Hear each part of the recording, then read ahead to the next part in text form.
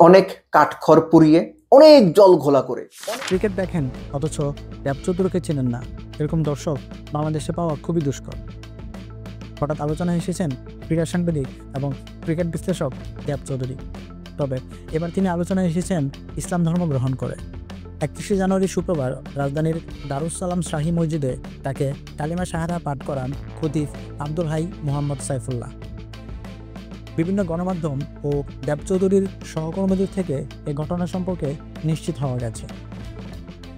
এই ব্যাপারে দেব চৌধুরী বলেন, আমি স্বেচ্ছায় ইসলাম ধর্ম গ্রহণ করেছি।